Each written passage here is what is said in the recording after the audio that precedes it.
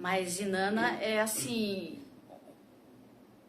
uma caixa de coisas. Eu acredito que é um mito que a gente poderia estudar por um ano, porque são muitos aspectos, além dele ter muitas versões, né? Porque é difícil, na verdade, Inanna é uma deusa pouquíssimo conhecida, a gente quase não escuta falar, mas é a mais antiga, segundo relatos arqueológicos lá, de memoriais de culto, enfim, é uma das deusas mais antigas, mais cultuadas e que a gente perdeu notícias. E por isso mesmo tem várias versões, tem vários recortes, né? A transmissão oral vai perdendo um pouco do todo e a gente tem que montar um quebra-cabeça para compreender. Então tem vários lados, né? Eu fui por um caminho que, lógico, quando a gente se vê em algo, é muito... O nosso olhar está naquilo, né? A gente coloca fora o que está aqui. Mas Inanna, né, essa deusa da Suméria, poderosíssima, adorada, super cultuada, e uma mulher extremamente com um poder solar, né? O que é o poder solar? Ela é luminosa, ela é ativa, ela usa a razão, ela é estrategista, ela cativa, né? Ela era rainha da Suméria, muito sedutora, conhecida como a deusa do amor, né? É interessante que os mitos, né? Se você for ver os gregos, os indianos, os sumérios, enfim, sempre tem alguma coisa que fala, nossa, mas parece que esse copiou e colou lá do outro, tem uma similaridade, né? Porque na verdade é a produção do inconsciente coletivo acontecendo em lugares diferentes, em épocas diferentes, mas trazendo esse conteúdo que é universal e atemporal, né? Inanna, então, ela é conhecida como a deusa do amor, a deusa do prazer, da fertilidade, como Afrodite, também a deusa da guerra, não é? A deusa do sexo, e também pode-se dizer, por um lado, podem dizer a deusa da justiça, ou por outro, a deusa da vingança, né? Que é justamente usar esse potencial que foi ferido, que foi magoado, que foi acuado, a raiva, a ira, o ódio, a reação, seja o nome que a gente dá, para virar o jogo, né? E essa virada de jogo, muitos chamam de justiça, muitos de vingança, vai dependendo do contexto, né? Pois bem, Inanna, uma mulher iluminada, adorada, conquistou muito, fez muito, generosa, sedutora, exuberante, né? Ela aberta, solarizada mesmo, né? Iluminada, muito extrovertida, muito dada às relações, e ela gosta do poder, né? E não nega, né? Muita gente, não quero poder. E não, ela fala, eu gosto do poder, eu faço direito com o poder, eu sei o que fazer com o poder e eu quero mais. E ela já tinha muito poder, mas ela queria mais. Talvez ela não soubesse ainda, mas era um outro tipo de poder, não tão solar, expansivo, extrovertido, da ação, né, dos grandes feitos, do prazer. Mas ela queria um certo poder que dizia de uma outra esfera. Então, ela se coloca a ir buscar o poder que a irmã tinha. Inanna tinha uma irmã gêmea que morava nas profundezas, né, no submundo. Tem similaridades também com o mito de Perséfone, né? Vocês vão ver muita coisa parecida. Então, Inanna fala, tá me faltando algo, tá me faltando um tipo de poder e eu quero, né? Mulher ambiciosa, e falei, eu vou atrás, ninguém me impede. Né? Nesse tempo, antes dela começar essa travessia, que eu creio que é a parte mais importante do mito de Inanna, a travessia dela para o inferno, né? Para o submundo, ela tem ali muitos candidatos, né? Uma mulher muito sedutora, muito agradável, muito carismática, além de poderosa, de ter um reino assim, né? Majestoso. E alguns candidatos vão se apresentando e ela tá numa certa busca, né? E vem um pastor que se encanta, que os olhos dele, assim, quando vê Inanna, né, aquela luminosidade, quando vê o reino dela, quando vê o poder dela, não só o poder pessoal, mas o poder político, o poder como empreendedora, como rainha mesmo, nossa, ele se encanta. E é interessante que ele é um homem simples, né? É um homem que mora no campo, que tá ali, a vida dele é a natureza, é cuidar das cabras, das ovelhas, né? Apesar dele ter as propriedades dele, é uma vida de simplicidade bem distante da exuberância de Nana, né?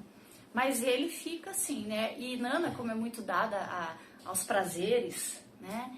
Ele vai fazer a proposta, ele chega no processo de sedução, ele fala, não, mas eu faço para você manteigas maravilhosas, queijos maravilhosos, eu vou te trazer iogurtes, né? Então, ele faz esse apelo pro sensual mesmo, pro sensorial, pro prazer, e ela, gostei, né? Gostei dele, gostei, e se casa, né? Um casamento incrível, né? Um tanto quanto a rainha com o camponês, e tudo bem, né? E ela casa e tá lá tudo muito bem, mas ela tá de olho no poder que ela quer. E aí ela fala, eu vou atrás da minha irmã gêmea, né? Eu vou lá no submundo e vou pegar o que ela tem, porque aí eu vou me sentir plena. Ela tinha ideia de que poder era esse? Não. Poder, o que a gente pensa, né, em poder? Alguma coisa faltava. Alguma coisa faltava, alguma coisa vai ser preenchida, e as características dela, por ser essa deusa tão solar, né, das ações, dominava reinos, ela era muito generosa também, mas ela era uma mulher da lógica, da razão, mas que queria mais. E aí ela parte, né? Ela avisa a serva dela, ela fala, olha, eu vou para uma jornada, se em 3 dias eu não aparecer, você aciona aí, né, os deuses e vai atrás, porque algo deu errado. Espero voltar, mas se não acontecer, você muito precavida, né? Uma mulher muito lógica, muito racional, muito estrategista. Senão não seria uma rainha tão poderosa no aspecto do poder terrestre, o poder da superfície, o poder mundano, né? Que é o poder da beleza, do dinheiro, da política, do comércio, de influenciar, né? Então, era com dessa mulher que a gente está dizendo. E ela quer mais. E aí ela se coloca, né, a caminho. Quando ela chega na portaria né, do submundo, o porteiro fala, pera lá, né? Porque sabia que existia uma rivalidade. Não era assim, mais uma visitinha. Não, sabia que o negócio era bem dividido. Cada uma para um lado. E aí ela fala, eu vim prestar solidariedade à minha irmã, que perdeu o marido, né? Eu vim passar um tempo com ela. De fato, o marido tinha morrido. E aí o porteiro, ele fala, olha, se você veio para a cerimônia, né, para o funeral, você vai ter que cumprir toda a solenidade, a ritualística desses eventos fúnebres. Ela falou, ok, né? Quando eu quero uma coisa, eu vou. Eu pago o preço e vou. Ela não estava sabendo muito bem o que preço que era esse, mas ela pagou, ela falou, manda, né? Qual é? Aí ele falou, olha, você vai ter que passar por 7 portais. Cada um dos portais, você vai ter que tirar parte da sua roupa, parte da sua vestimenta, da sua indumentária, porque para chegar lá, só é possível se estiver nua. Fala, vamos lá, né? Só um parênteses, né? Aquela dança dos 7 véus, né? Que é muito comum no Oriente, que a dançarina toda, né? Sedutora, e tira uma, e tira outra, e tira outra.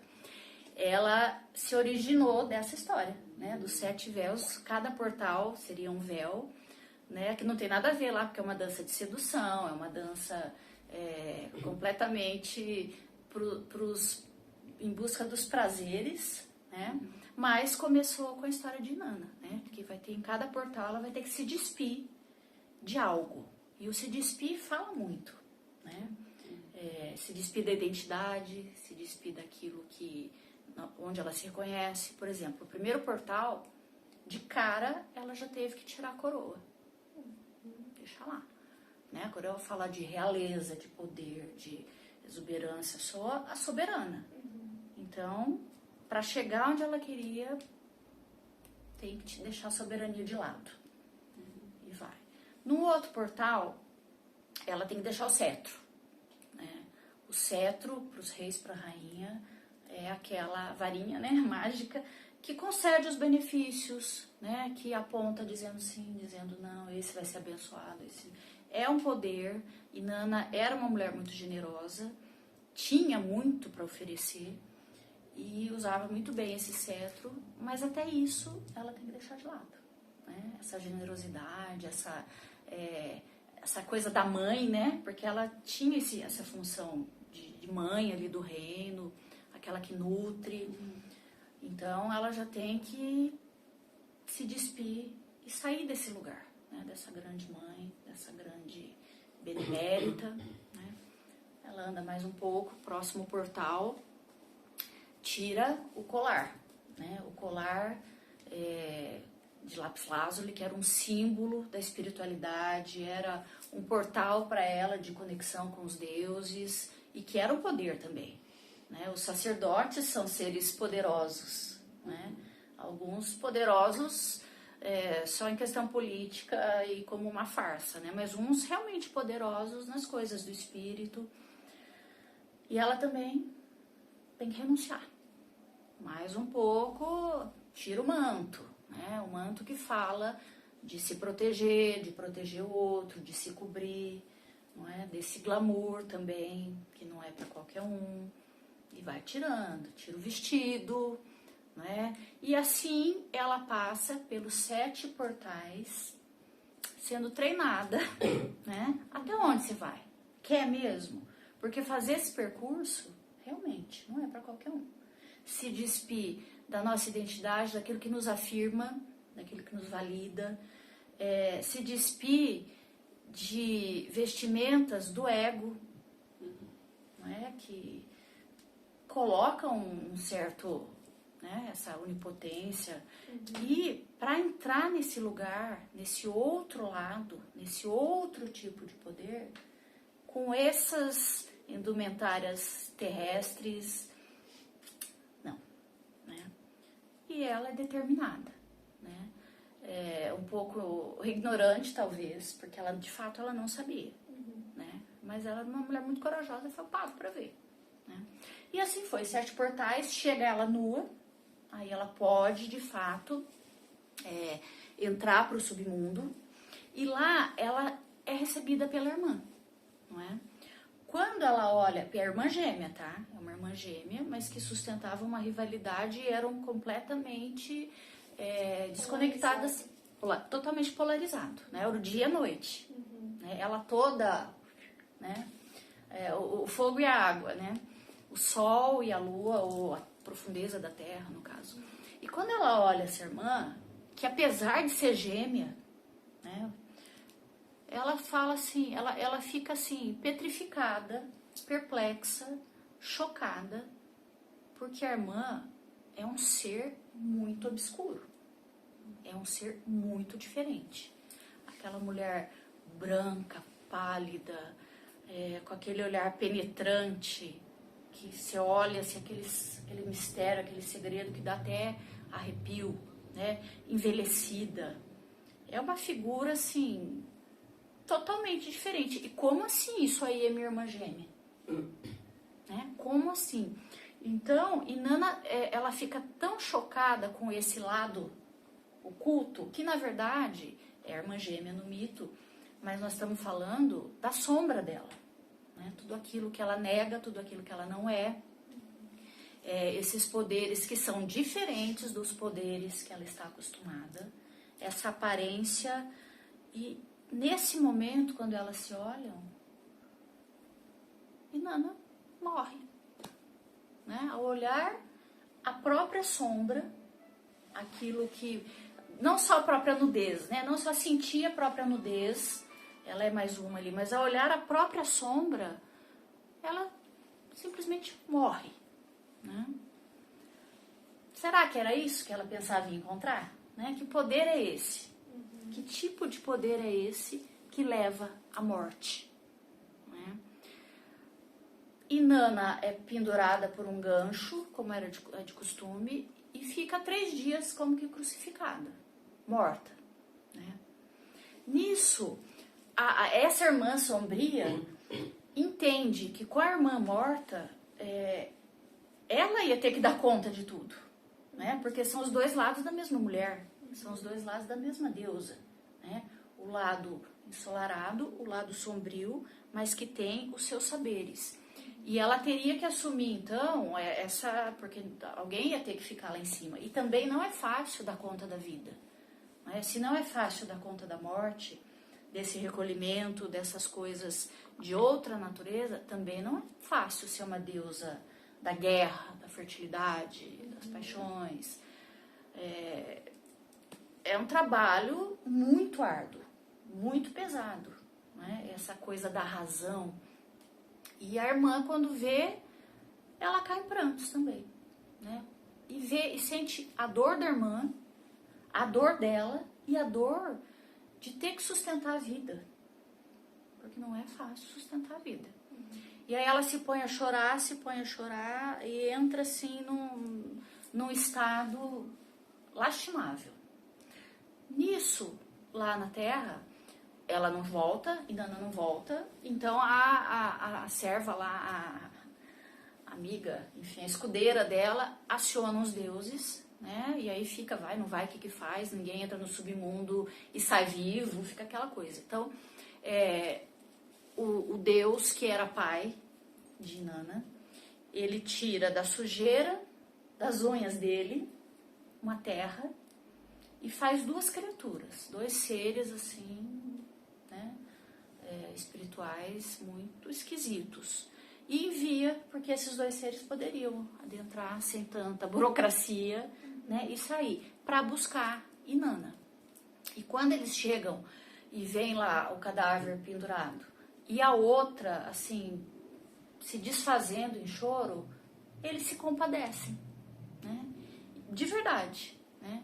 De verdade. E eles olham para aquela mulher, assim, que também tinha um grande poder, mas tão frágil, e chorando, e aí eles começam meio que imitar, meio que fazer um eco do pranto dela, das lamúrias, mas não para zoar.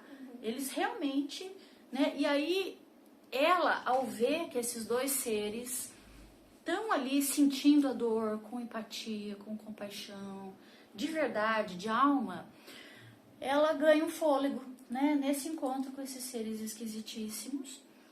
E aí eles falam, a gente veio aqui para levar Inanna, né? E nessa negociação, nesse momento cheio de emoções, né, essa deusa do submundo, ela oferece então para Inanna a comida dos deuses e a água da vida, né? E Inanna ressurge. Só que para ela voltar com esses seres, alguém ia ter que ficar no lugar dela, né? Tipo, entrou aqui, a coisa foi feita, alguém vai ter que ficar no teu lugar. Então foi concedido a ela e essas criaturas poderem voltar para a superfície e encontrar uma pessoa para ficar no lugar. E Inanna, ela era essa mulher assim, forte, determinada, mas ela era uma mulher de muita compaixão, né? Então ela vai para um lugar, ela olha a pessoa, ela fica com dó de ela vai vendo uma série de coisas, ela fala, gente, não vou conseguir, né? Não vou conseguir alguém para colocar naquela situação, porque aquela situação é muito difícil, né? E aí ela chega na casa dela, tá lá o bonito, o belo pastorzinho, festejando, celebrando, com dançarinas, no trono, reinando, todo glorioso. E ela fala, oi? Como assim? Cadê aquele homem simples, né? Aquela... Nem se preocupou, não foi atrás, não chorou por mim. E pelo contrário, tá aí, parece que gostou. E aí ela olha a sombra dele também, porque nós estamos falando uma história de encontrar com as sombras. Lá no submundo, o que matou ela foi olhar a sombra dela, né? Foi se dar conta dessa irmã, foi se dar conta desse lado dela que ela não conhecia. Talvez tenha tido até um minuto de reflexão, de ver, de questionar os valores, os poderes, enfim, esse desejo de usurpar mesmo a irmã, enfim. E por isso, aquele filminho que passa na cabeça, ela sucumbiu, né? Mas porque foi o encontro dela com aquele lado que ela negava, mas que é um lado poderoso, e que esse encontro traz poder. E quando ela sobe e vê o marido lá todo, ela também dá de cara com a sombra dele, né? Porque aquele jovem, moço, gentil, peraí. E aí ela se toca, pera lá, será que o que ele queria era a mim ou o meu poder? E ela fala, criatura, esse aí que vai. É tu mesmo, marido, que vai pro inferno, né? Literalmente. Porque não só como vingança, mas para que ele pudesse aprender empatia, compaixão. Porque ele via só aquela mulher poderosa e não se preocupou que ela estaria sofrendo, que ela estaria fragilizada, não estava nem aí, né? Porque ele tinha aquela imagem. E quando Inanna coloca para ele isso, ela fala, agora ele vai ver, ele vai sentir o que é dor, o que é solidão, o que é medo, o que é olhar e ver velhice, feiura, enfim, ele tá precisando disso, né? E na verdade, essa coisa da liberação, né? Ela se liberou para olhar outros aspectos dela e e agregar, né? Apesar que morreu, mas de choque, né? Mas depois, com o andar da carruagem, ela pôde integrar e ver isso.